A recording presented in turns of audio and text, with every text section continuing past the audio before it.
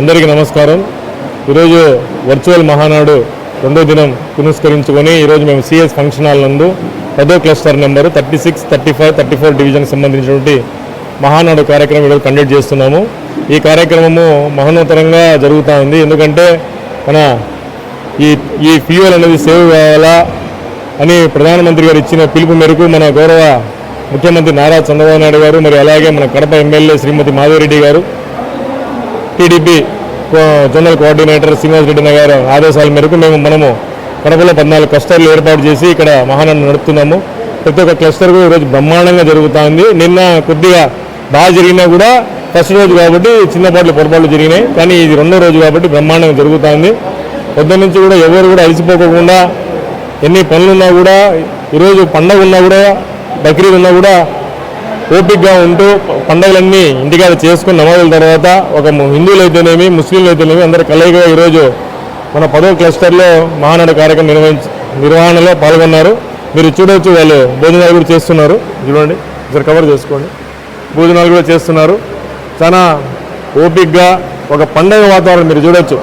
ఇది ఎట్లుందంటే ఒక చిన్న కళ్యాణం జరిగితే ఎట్లయితే భోజనాలు కూర్చొని అది పెళ్లి చూసి అంటే అంత ఆనందాలతో పెళ్లి చేసి భోజనాలు ఎట్లా కూర్చుంటారు, వాళ్ళు కూడా అట్లే విధంగా మన నాయకులు చెప్పిన స్పీచ్లను వింటూ ఈరోజు భోజనాలు చేస్తున్నారు. మళ్ళీ ఈ భోజనాల తర్వాత మళ్ళీ మీటింగ్ కంటిన్యూ అవుతుంది.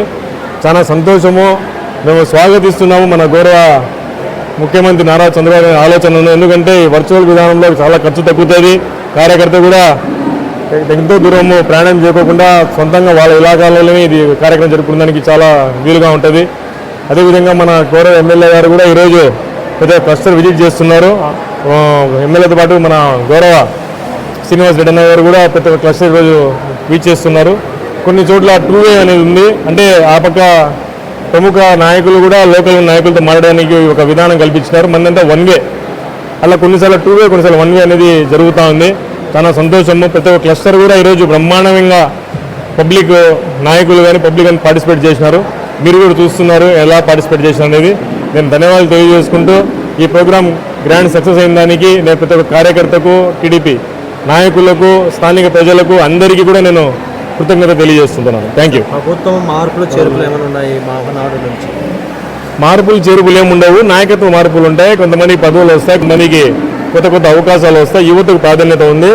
ఈ మహానాడు ఒక ముఖ్య లక్ష్యం ఏంటంటే ఆడవాళ్ళు 33% అనేది మనకు గవర్నమెంట్ జీవోస్తో కాకుండా స్థానికంగా ప్రభుత్వం కేటాయించే ఏదైనా సరే 33% మహిళలకు ఇవ్వాలా. మహిళలదే ఈ మహానాడు, ఇప్పుడు జరిపే మహానాడు అనే విధంగా నారా చంద్రబాబు తీసుకెళ్తున్నారు. ఇది స్వాగతించదగ్గ విషయం.